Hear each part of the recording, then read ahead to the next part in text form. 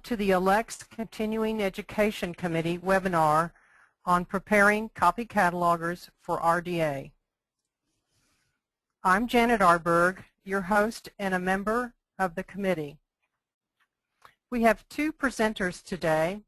First is Irina Kandarasheva, who is a copy cataloging unit librarian in the Monographs Processing Service Division at Columbia University Libraries. She is a copy cataloging manager and trainer with more than 10 years experience in the field. She holds an MA in art history in addition to an MLS from Queens College. The other presenter is Mark Wilson, who is a pre-cataloging unit librarian and Eurasian cataloger in Monograph Processing Service Division at Columbia University Libraries. He has more than 20 years experience cataloging a variety of non-Roman languages and scripts, training copy catalogers, and automating library systems. Mark holds an MLS from Queens College also. Welcome, Irina and Mark. Thank you, Janet. If you have questions, great. If you have questions, go ahead and type them in the question box shown on your screen. The presenters will answer the questions at the end of their presentation. If all the questions are not answered when the hour has ended, then the session will run a few minutes over time. For those of you that need to sign off, please note that you can hear the answers to the questions at the webinar as the webinar is being recorded, and you will receive an email shortly after the conclusion of the program with a link to the recording. And if necessary, the presenters will answer the questions that end up not being answered during the program, and those answers will be posted on the CE website. You can also email them with your queries, and please note that you will also receive a copy of the webinar slides today. Now, there may be a slight delay as I turn the presentation over to Irina and Mark.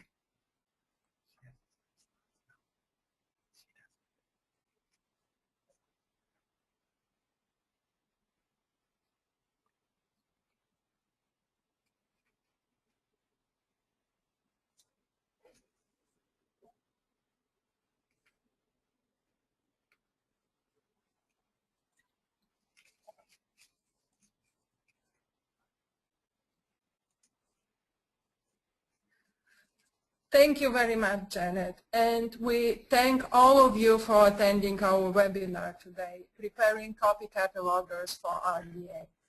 My name is Irina Kandarasheva. And I'm Mark Wilson. And we will both be speaking at different points during today's presentation. Can you hear us well? Okay. This webinar is intended for managers in technical services and supervisors of copy catalogers, acquisition staff, and other paraprofessionals who deal with identifying, selecting, and editing bibliographic records. It could also be beneficial for copy catalogers themselves who want to explore RDA before the official implementation decision is made by the U.S. National Libraries. Even if you feel you don't fit in any of these categories but are interested in principles of RDA related to copy cataloging or in the practical aspects of dealing with RDA records in WorldCat and local databases, we hope that this presentation may be helpful for you. The main points laid out in this webinar could be modified according to local needs, policies, and practices of different libraries in the future. We face different challenges in today's cataloging environment. Large academic libraries are experiencing budget cuts and staffing changes.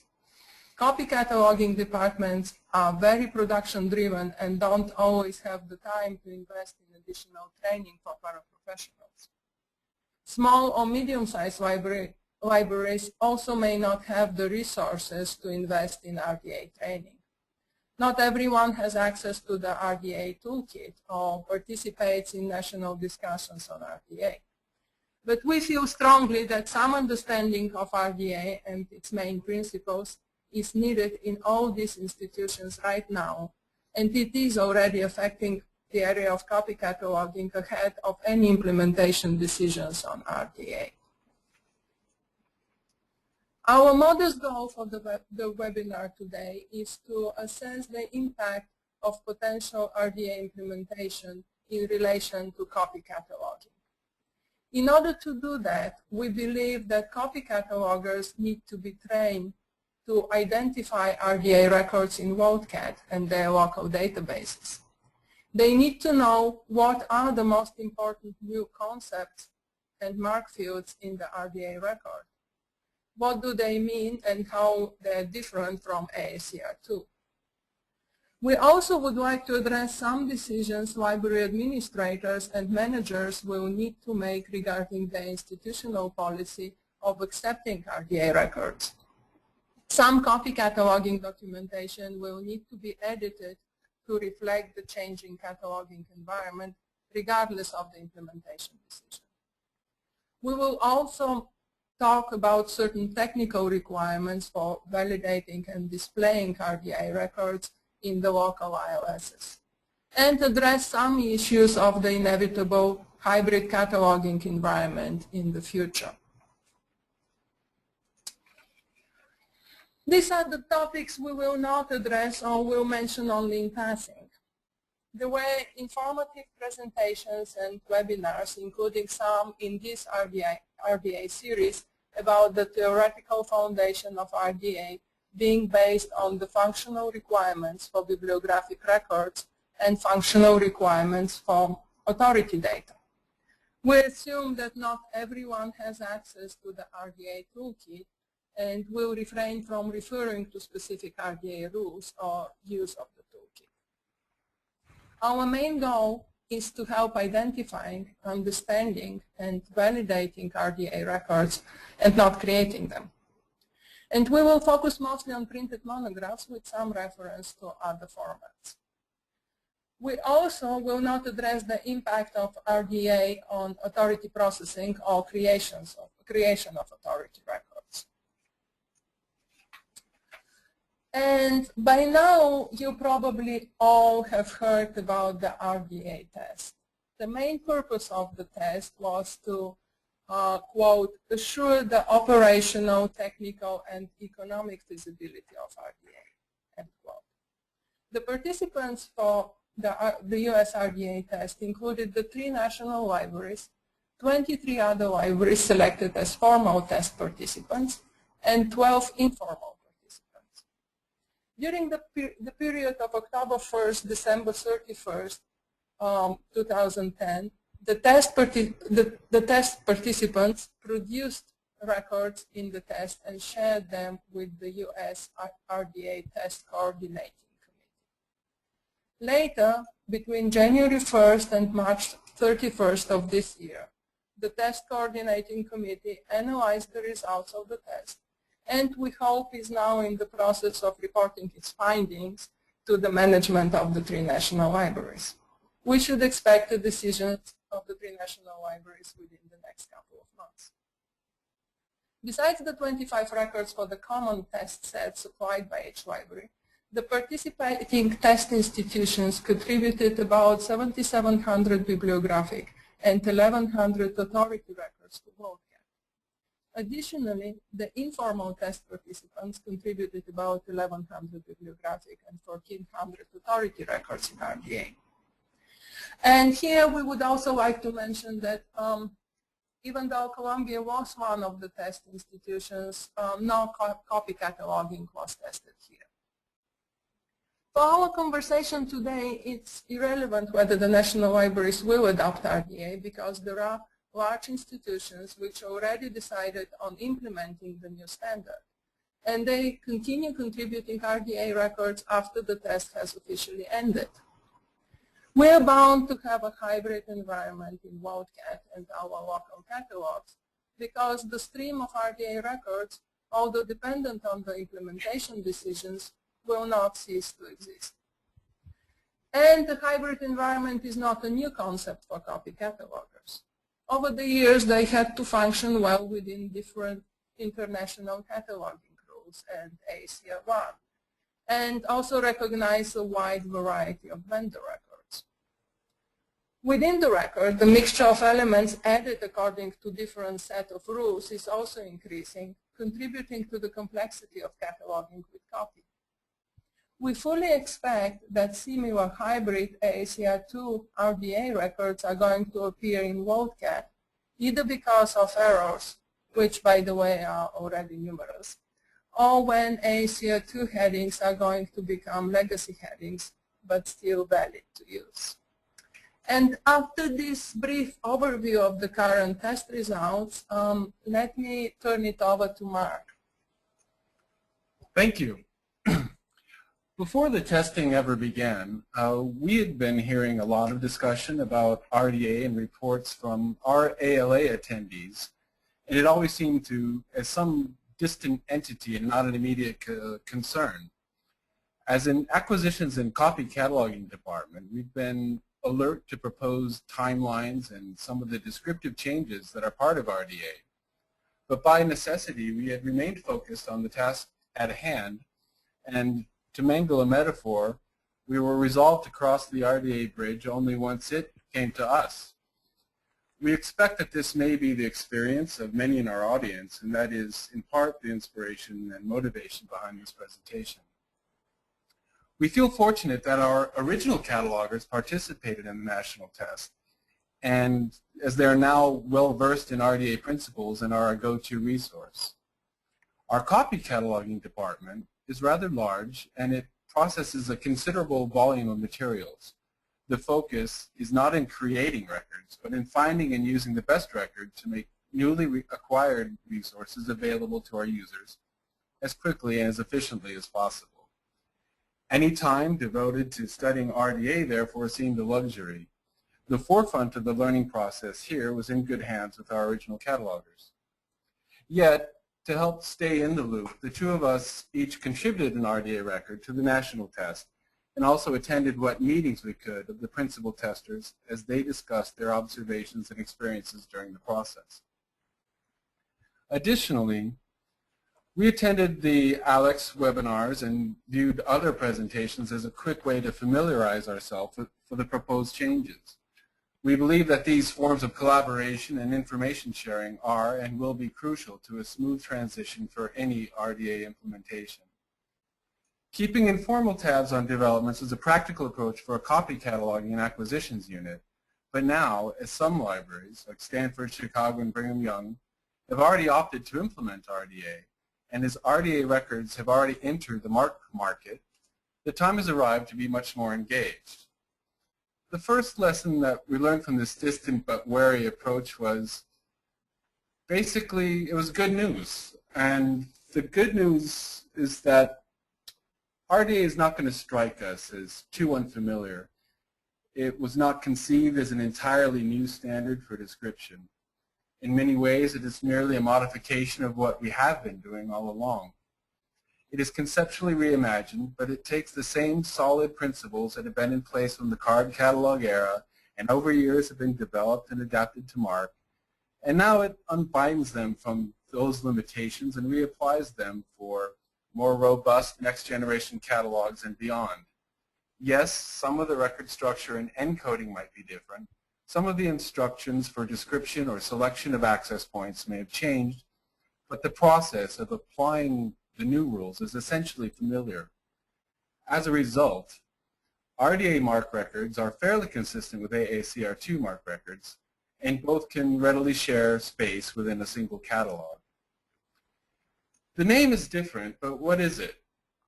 Resource description and access. That says it all in a walking clip art nutshell. A resource is described for access. AACR is a naming convention that fails to represent the global information exchange in which we're currently engaged. RDA is extensible. It already is applicable to schema outside of MARC, and it allows for resource and carrier types, more of that later, which have not even been invented yet. The restrictive classes of GMD designations cannot accurately represent the variety of formats that are forced into their general definitions. New carriers can rapidly become ubiquitous content standards. MP3s, MPEGs, and PDFs have all disseminated exponentially in the last decade. Many more such examples will come our way in our future. The extensibility of RDA should ensure its longevity, and it may spare us from future presentations about new content standards, or RDA 3 perhaps. Now, to cover some of the identifiable features of RDA records, I'll hand it back over to Irina. And before we begin to introduce copy catalogers to RDA, it is necessary to at least refer to some of the new terminology. Here you see some concepts expressed in ALCTS in black and then in RDA in red. Some of the changes reflect turning away from the card catalog environment, and some reflect terminology in the functional requirement models and in the international cataloging principles adopted by IFLA. And IFLA is the International Federation of Library Associations. In this slide, we selected just some of the new RDA terms to highlight. We consider them important specifically for copy catalogers. For example, a heading related to its position on 3x5 card is in RDA an authorized access point. An author, composer, or director is a creator. What ALCTS calls a main entry is composed of the preferred title and, if appropriate, the authorized access point for creator. What we used to call physical description is in RDA terminology a carrier description. And we will return to this point later, since it is an important change prominently displayed in the RDA record.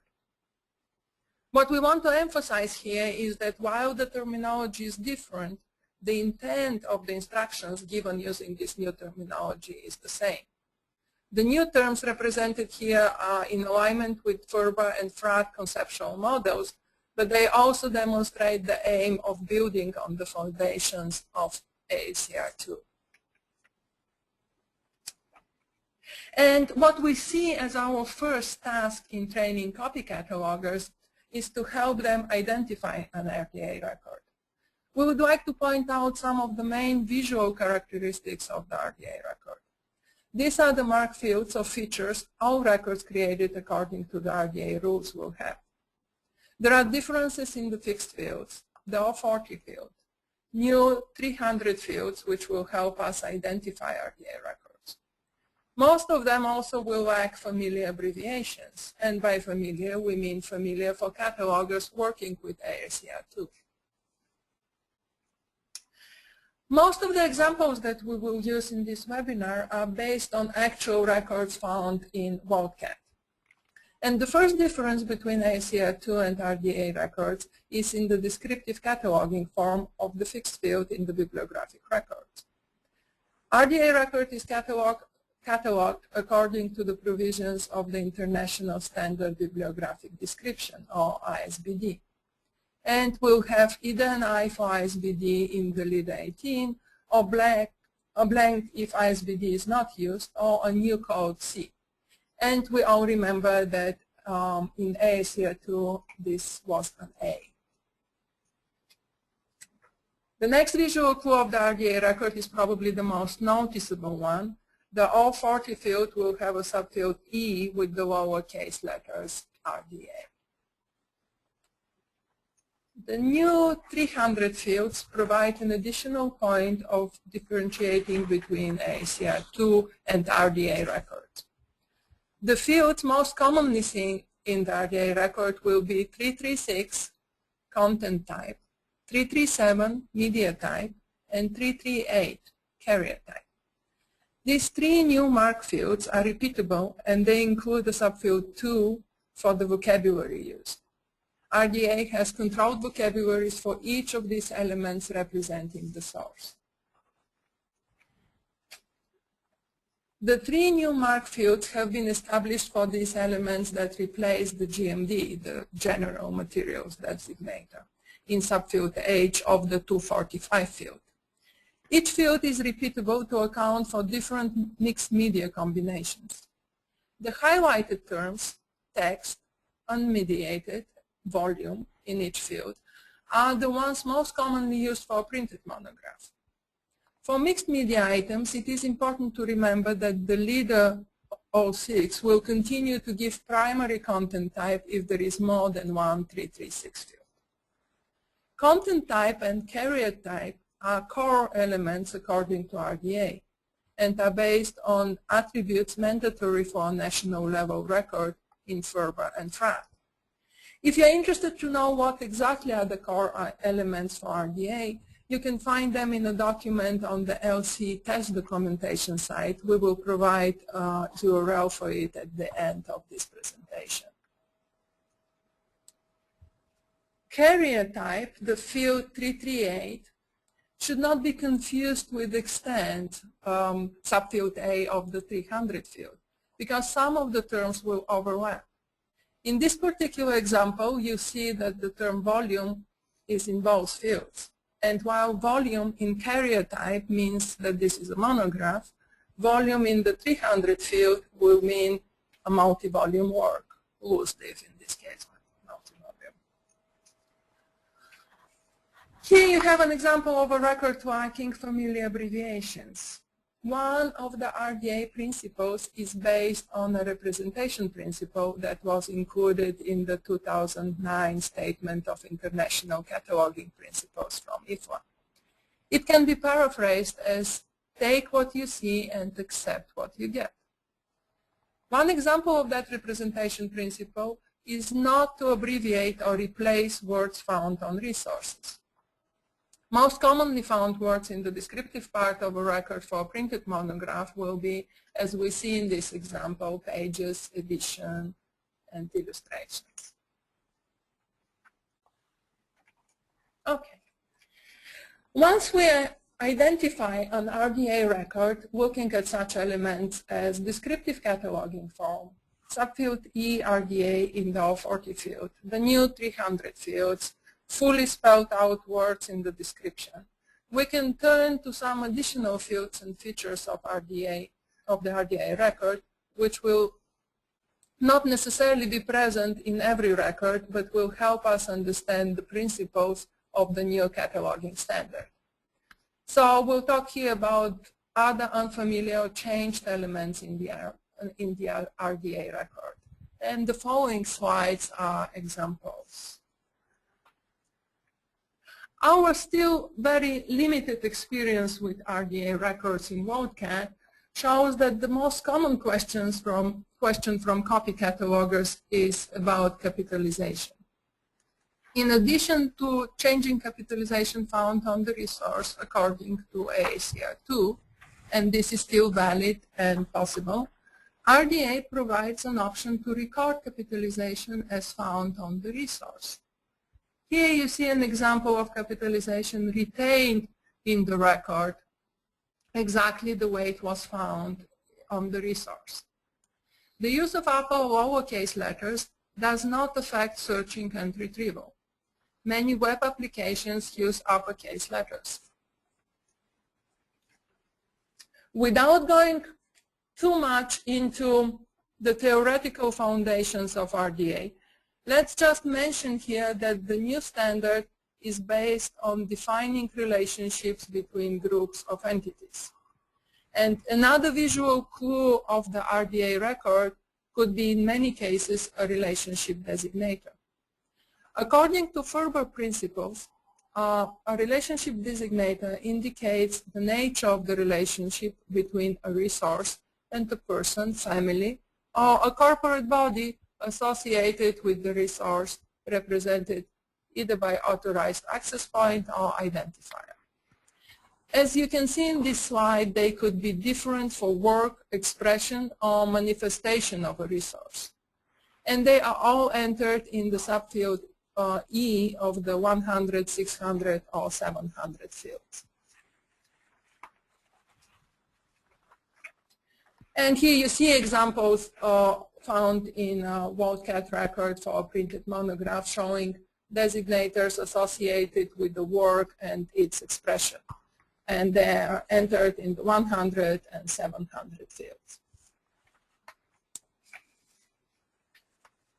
This is an example of a different approach to typos and errors in RDA compared to AACR2. In RDA, the cataloger will give the information, in this case the misspelled title, exactly as it appears in field 245. Provide the correct spelling in field 246 and add a note explaining the typo.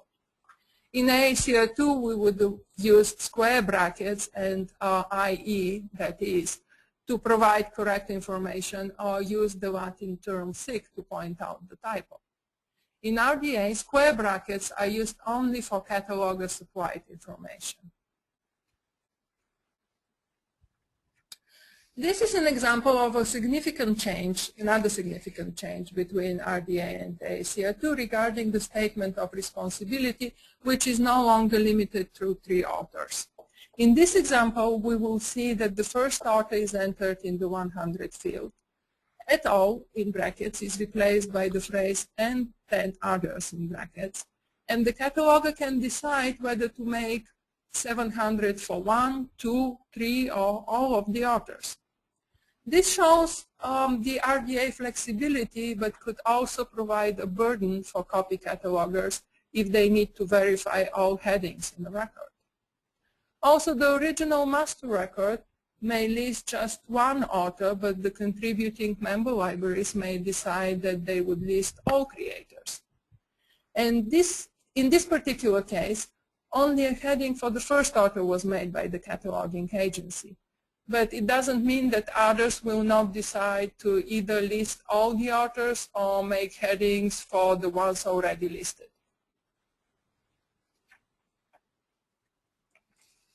RDA defines parallel titles as a title proper in another language and or script.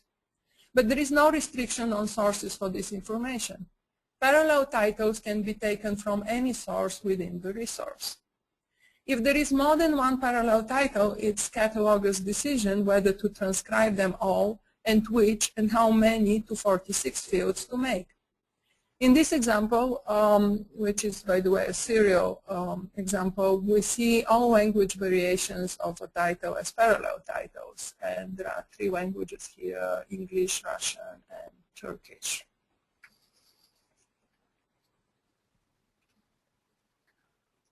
And the same principle, take what you see and accept what you get, is applied not only to parallel titles, but to statements of responsibility.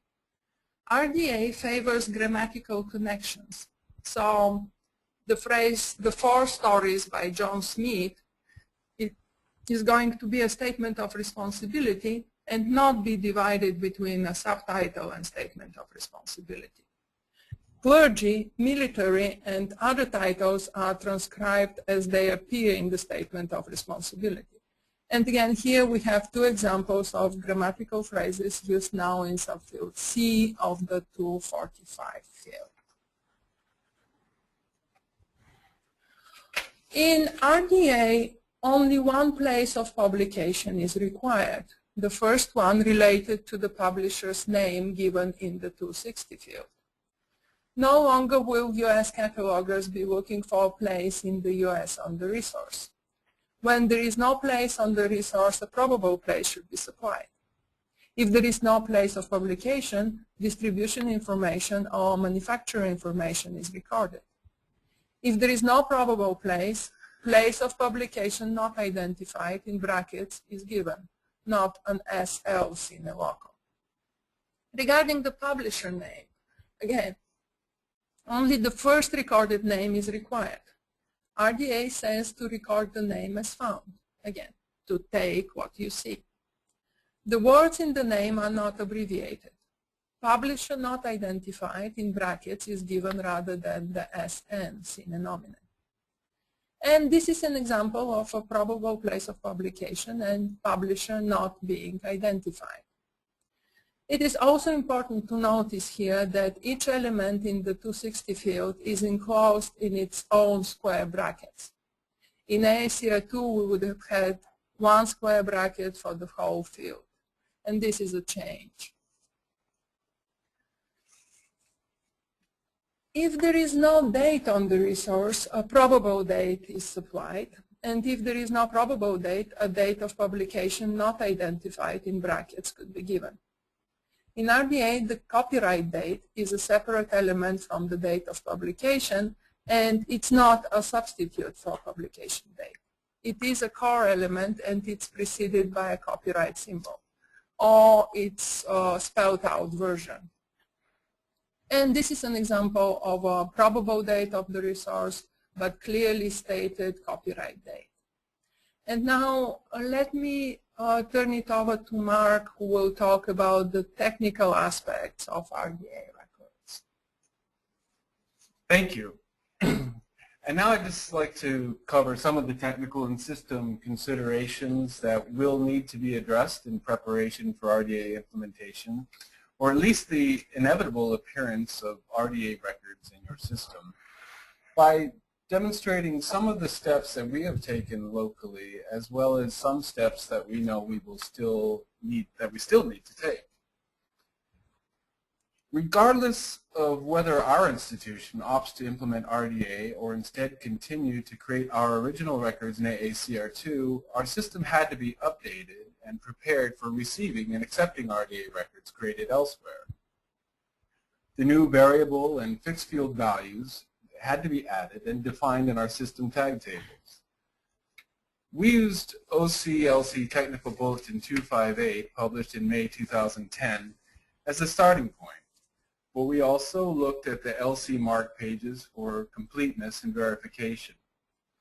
For copy catalogers encountering these records, the field definition should be supplied and the new field should pass system validation.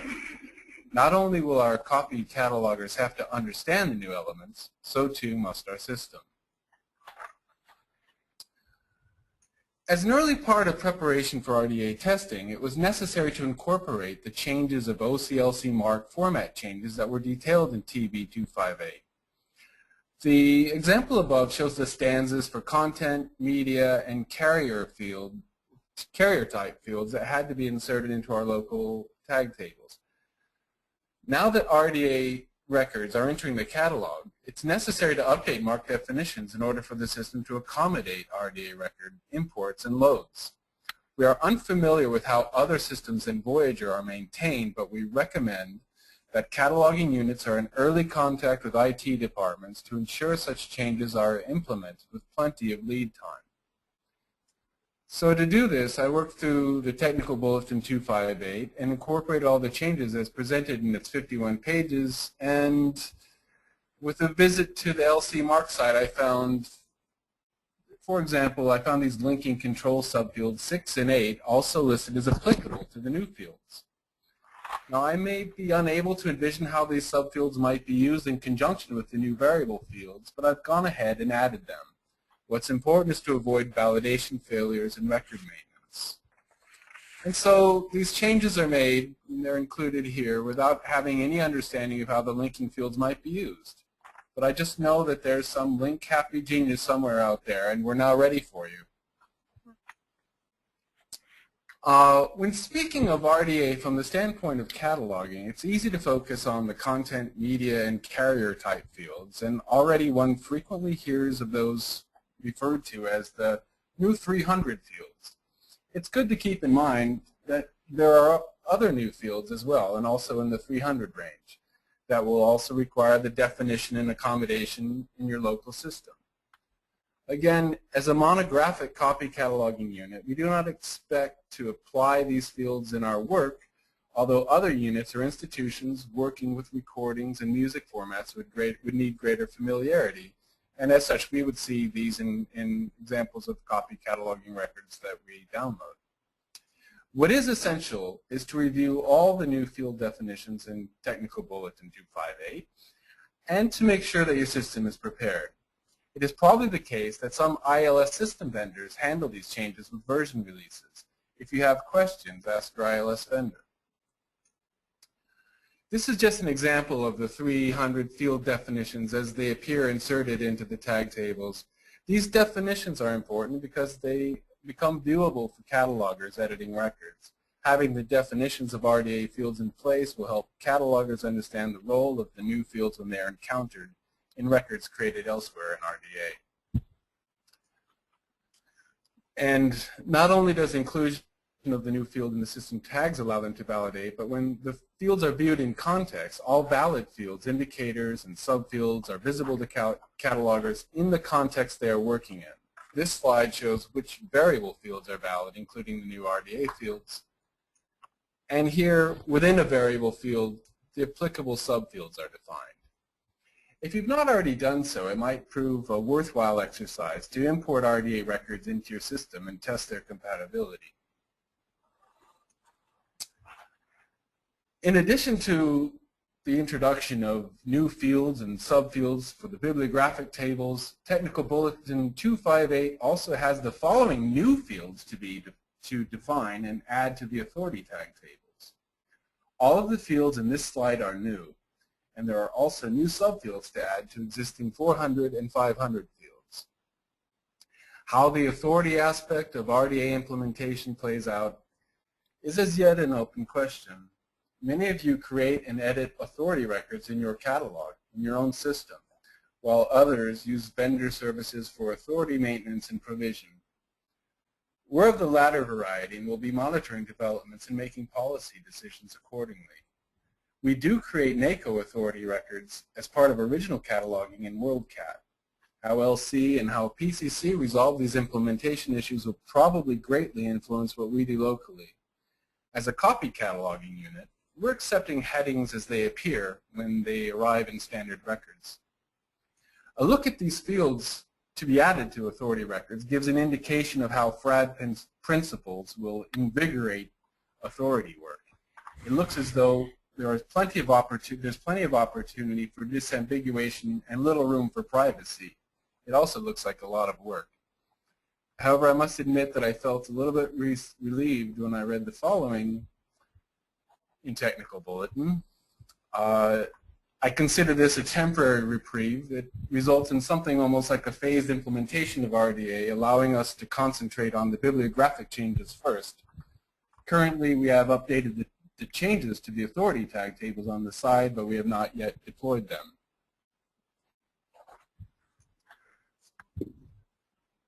Over the past few years, a greater number of available records are vendor created. Many merely serve for acquisitions purposes, but increasingly they are created and used as complete catalog records. Regardless of an institution's decision on RDA implementation, it is highly likely that some portion of the incoming record supply will consist of RDA records rather than AACR2. Our catalog is no longer a curated repository for highly scrutinized and crafted records.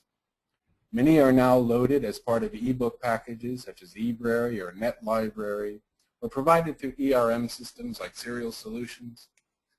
A fair amount of records now arrive with monographs, approval plans, with MARC services. It's inconceivable anymore to operate without automated record loads, and we love them. But the AACR2 to RDA transition is not likely to be a quick switch where all the agencies adopt it simultaneously. The change will occur at an uneven pace. What kind of records these sources provide will vary. So far, we've been content to accept them. The RDA records received from vendors thus far have mostly been created by the Library of Congress. But there are some issues to be mindful of, and there are likely to be more which we have not even thought of yet. And RDA will not be the exclusive pleasure and domain of libraries. In the future, data sources like ONIX might likely be encoded in RDA and find its way into the metadata mix and into our catalogs.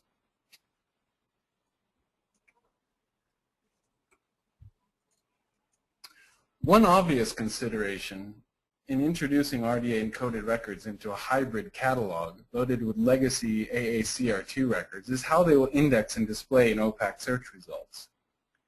The two records in this slide were created for the identical resource in both AACR2 and RDA as part of the national test. This is a very simple example, but it represents an important decision point that all libraries will have to consider. It has been suggested that the 336 through 388 field data could be mapped and represented as GMD and OPAC displays for consistency. But this seems probably a step backwards. Systems librarians and creators of next-gen catalogs will have to devise both temporary and enduring solutions for interoperability, discovery, and display. Here is certainly, I think, a crucial area where communication and collaboration with peer institutions may prove invaluable as creative solutions can be devised and shared.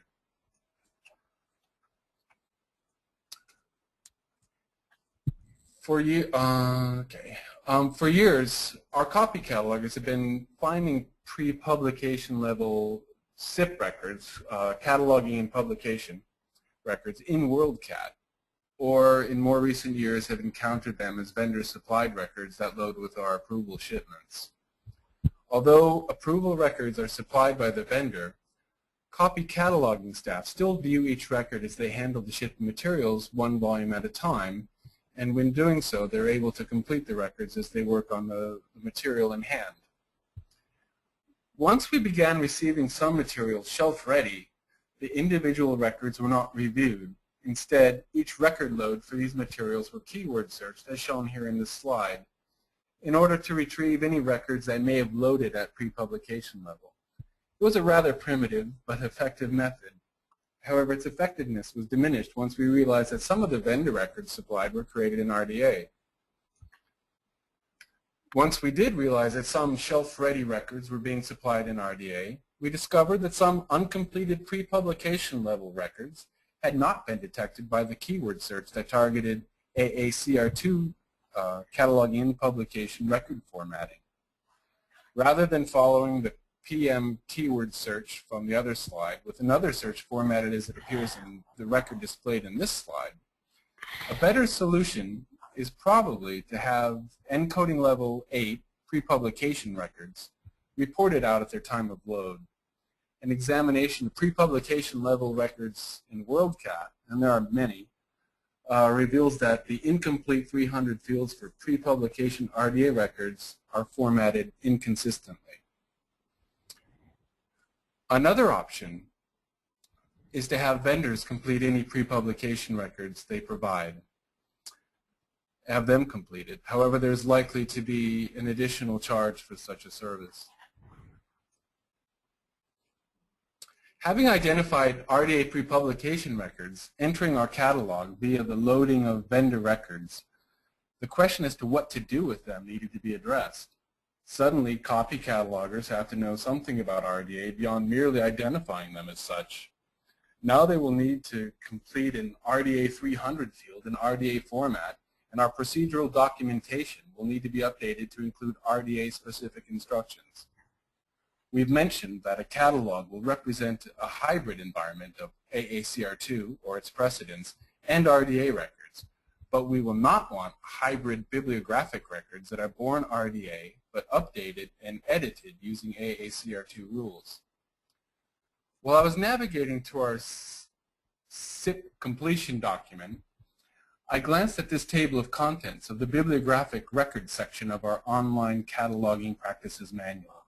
It was immediately apparent that the procedures to copy, review guidelines for printed monographs, for the variant edition copy cataloging, for the SIP completion, and for the approval with MARC records would all need adjusting to accommodate the infusion of RDA records into our database. Parallel procedural instructions will have to be drafted for these instances. Ideally, they should be in harmony with the policies adopted by our original cataloging department. How we will approach relationship designators is but one example. Also, the bibliographic section is just but one chapter of the manual. A good deal of documentation revision is in order. Looking at this, an extraction from our document for CIP completion, it is clear that the instructions above will need to be adjusted to include parallel instructions for completing AACR2 SIP records as well as RDA SIP records. at least until all pre-publication records follow a single standard. The revisions to the instructions here will hardly be limited to completing the vacant 300 field. In many cases, the description in the 100 and 245 fields will also require adjusting, so will parenthesized bibliography page designations in added or updated 504 fields. The editing and completion of these fields will differ based on the initial recognition of RDA versus AACR2 as the base standard. The RDA instructions for depicting copyright dates is another change that copy catalogers will need to master. As a very small step of preparation, we've developed at Columbia macro to facilitate the input of the symbol. As we get deeper into the hybrid environment, we'll try to automate as much of this as is practicable.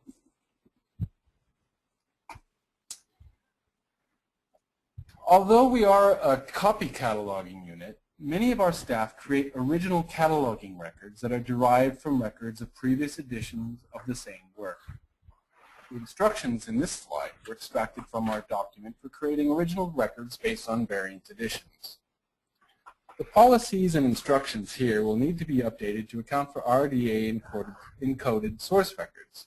However, based on the precedent of Instruction 3, accept description punctuation as is, do not upgrade it, it is likely that even if we were to implement RDA, we would still create new variant edition records based on its previous standard. This means that even while we're actively making appropriate edits in the fields described in Instruction 2, we would not convert it to RDA, or will we? Probably not. Importing records of multiple encoding standards into a hybrid catalog presents no real burden on procedural operations, but having parallel instructions for creating and editing new records will present greater challenges for copy cataloging departments.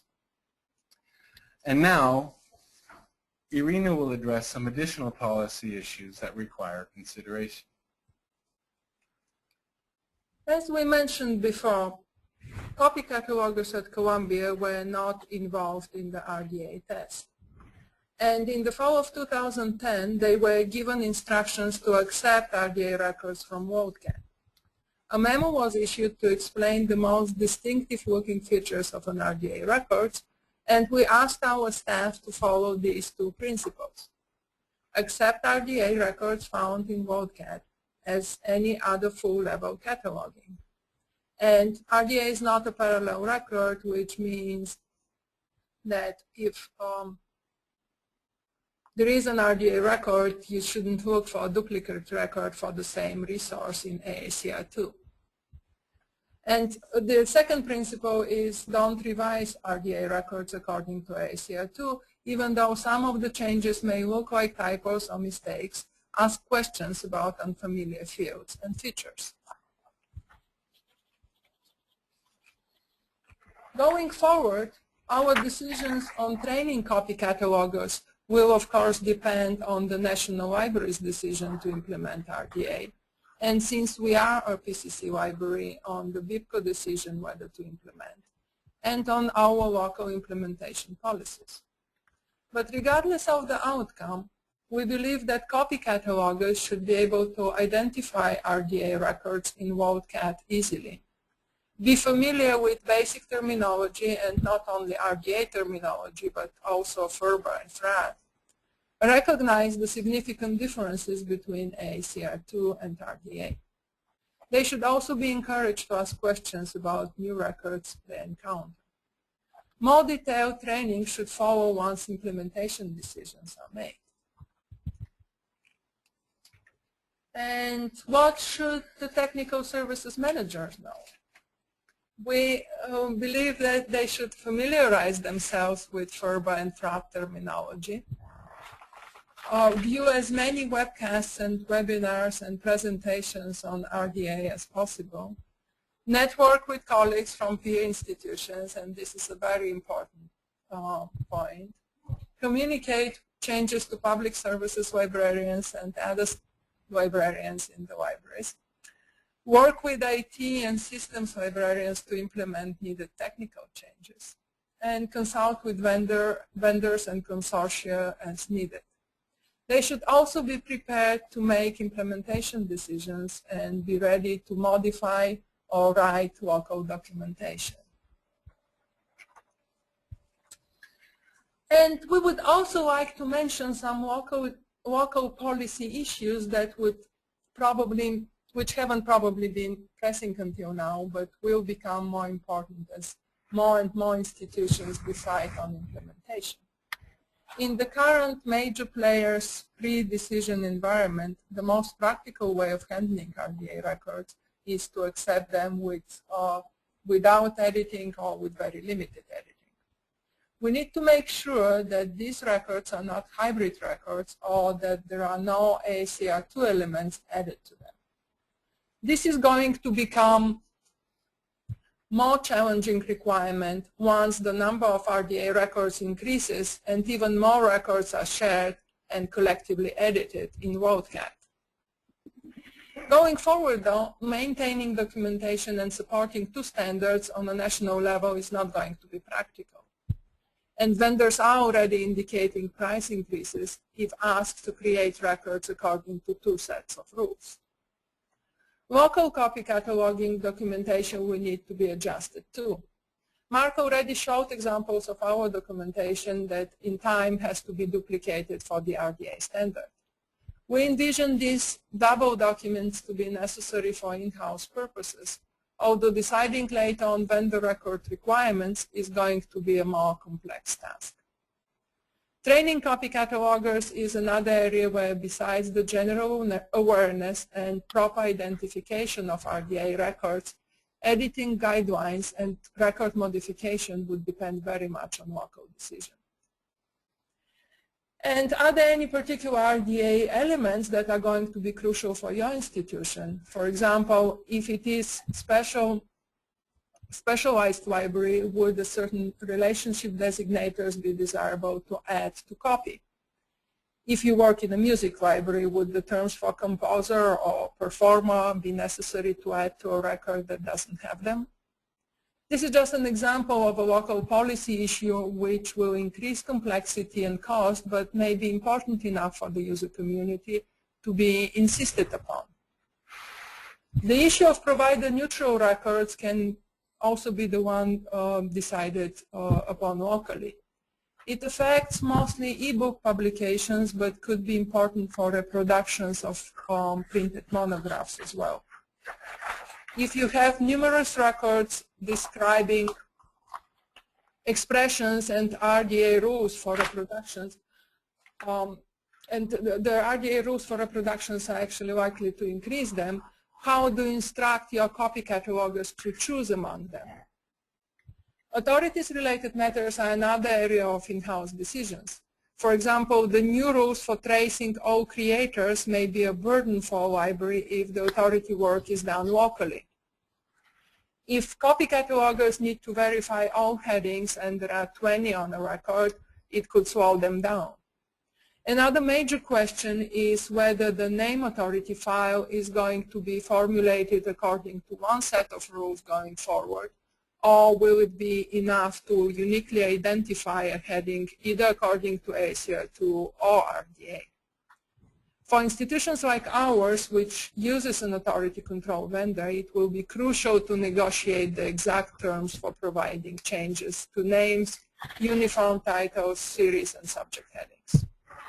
It also may be necessary to adjust macros used in copy cataloging processing or instruct systems librarians to perform global changes in the local databases according to the decisions made in-house. And here we have compiled a very brief bibliography of the sources that we used for this presentation. We found Chris Oliver's book on RDA to be an excellent and in-depth introduction to the main concepts of RDA. The Library of Congress and the Joint Steering Committee sites have very practical solutions and some documentation that could help in the interim period. There is also an extensive list of sources on Ferber and FRAC compiled by IFWA on the Ferber bibliography. And last but not least is a link to the OCLC Technical Bulletin 258. Mark so affectionately referred to throughout his part of the presentation. And we would like to say now that we will welcome questions from the audience. We have seen some come already. And if we cannot address them right now because of time limitations, please feel free to email us at these addresses. Thank you very much. Thank you.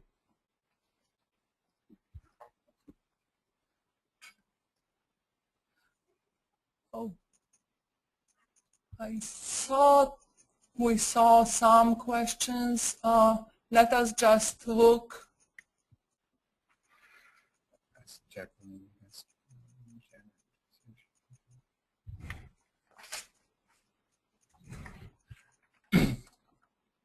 Actually, it's a very small window for the questions, and I don't see how to open it up. Okay, documentation.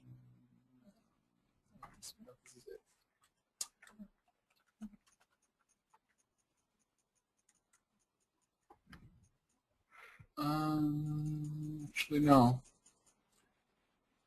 Janet, are you seeing any questions on your end? A second.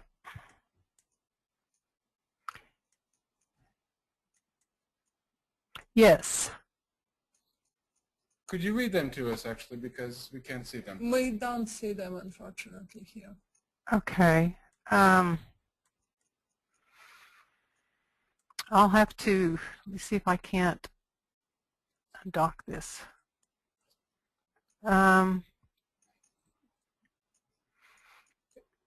Second.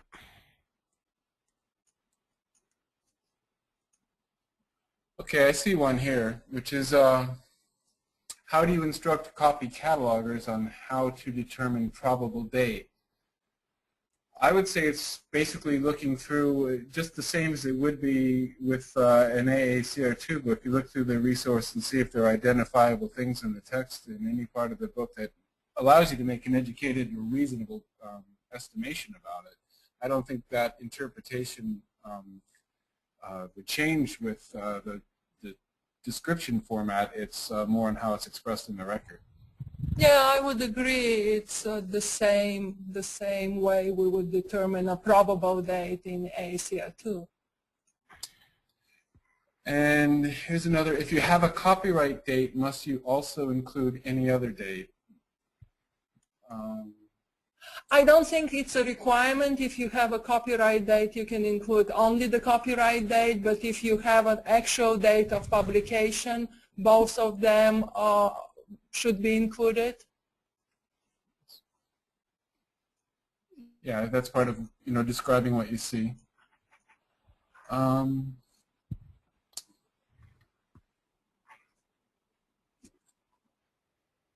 Is RDA phasing out the 240 field in preference for a 700 subfield T? Not to my knowledge. Again, I would probably emphasize that as a copy cataloging department, we're going to be concerned less on the creation of, that's a creation of a record type decision. We would, in most cases, look at a record and judge it on whether it comes from what we would consider a standard record based on a reputable cataloging record producing institution like we would get from WorldCat, and we would try not to change anything unless it was a gross error. So that's from a copy cataloging point of view, that would be trying to reinterpret the actual act of cataloging. If it was a vendor record, we'd probably look at it a little bit more critically and start over.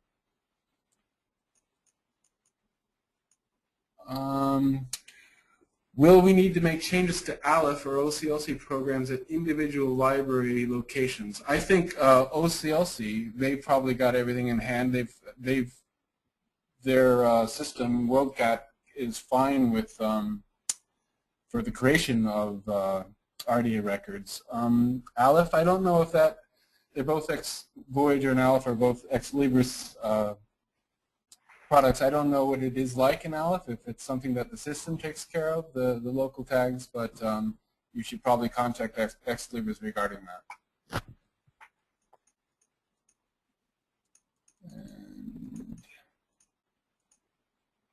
Does RDA use 700 subfield E author instead of joint author?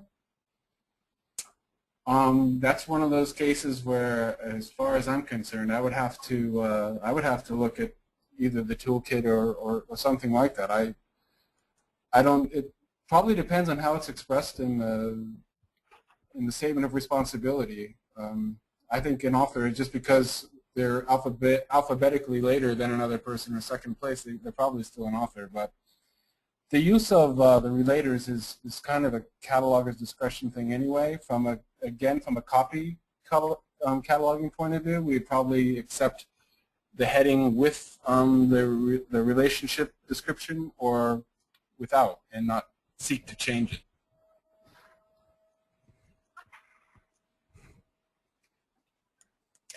During the transition to RDA, will libraries accept both AACR2 and RDA records living as is? Yes, that's what we've been doing, and that's what we would like to continue doing until we actually get an implementation decision. And even after the implementation, that it would be still both AACR2 records and RDA records will continue to coexist, both in OCLC and in our local catalogs. Yeah, and we would even continue creating both types in some instances. Next question. Okay. Should I update the tag table in-house or as the ILS vendor to send an updated tag table? I'm a Voyager library. That depends on what you've been doing so far. I think that initially I see a lot of questions on the Voyager listserv about wondering why Voyager or Endeavor or Ex Libris doesn't update the tag table. So basically it's been done probably by someone local at every institution. That's why I think maybe to contact the IT department, find out who has been doing it as other mark changes has come through, and have them do it. If there is nobody to do it, it's probably going to be up to someone in your institution.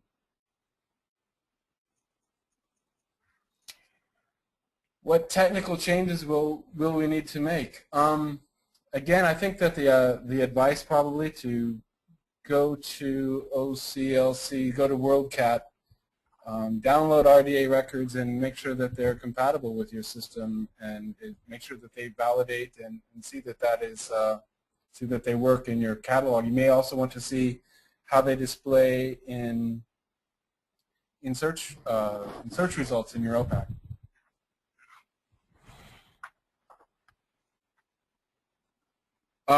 What is Columbia doing about GMD? Are they adding it to RDA records? No, we're not doing that. Right now we haven't really made any concrete decisions, but that's something, first of all, I think that the GMD and the carrier and content and media type fields is something that really doesn't need to be addressed right away, because it's a display issue in terms of the OPAC. You could make those changes at any time later on once you've decided on something. But right now we're not doing anything. We're accepting either form of record, either standard, we're accepting them as they are. And we wouldn't want to create more work. And also it depends, just to add to Mark's answer, it also depends on the quantity of these records. We are not seeing too many records that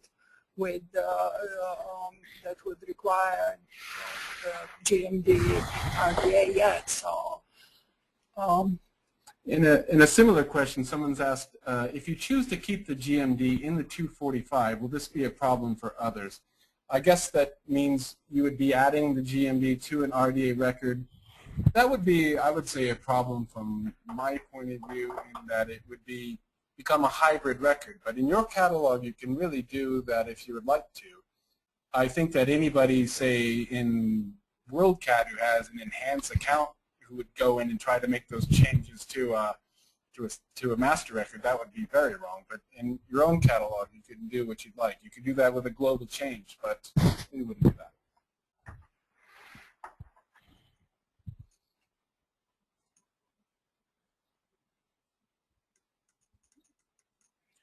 Can you talk about just the previous one?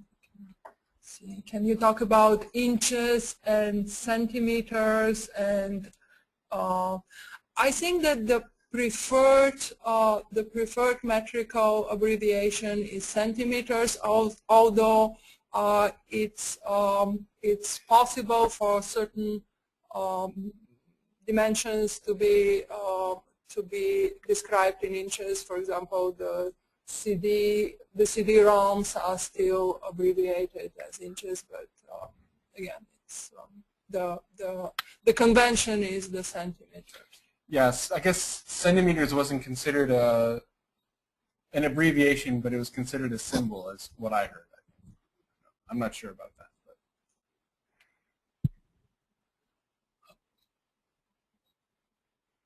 But. On the Guatemala example, should it be various pagings instead of paging?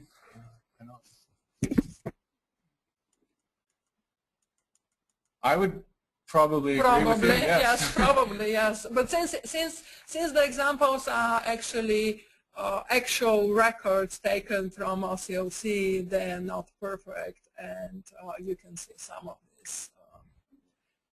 We were excited to find that one because it had the 3 different pairs of brackets separated rather than an all-inclusive brackets that enclosed the field, and because of that we were blind to the paging.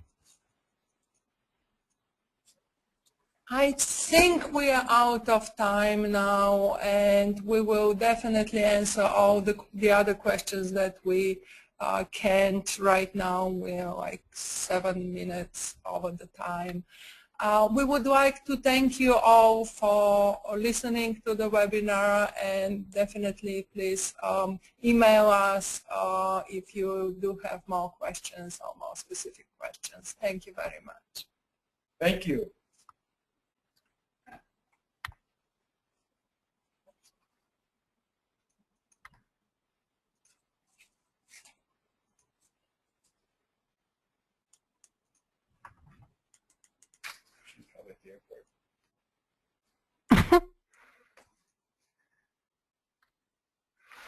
Okay, thank you, Irina and Mark, for this insightful program that has provided us with helpful information on how to prepare copy catalogers for RDA. We hope you found today's webinar useful. You will soon receive a short online evaluation form. Please take a few minutes to respond to the questions and return the form to us. The comments that are received are reviewed by the ALCTS committee and used to plan additional continuing education offerings.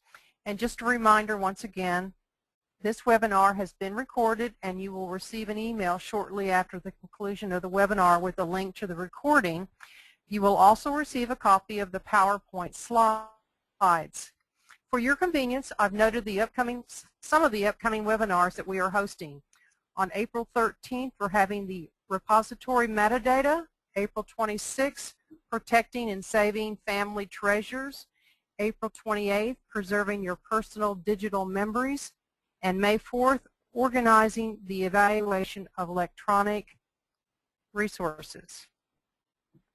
Information about all the ALCTS webinars are featured on the ALCTS web homepage, and the web address is given here on this slide.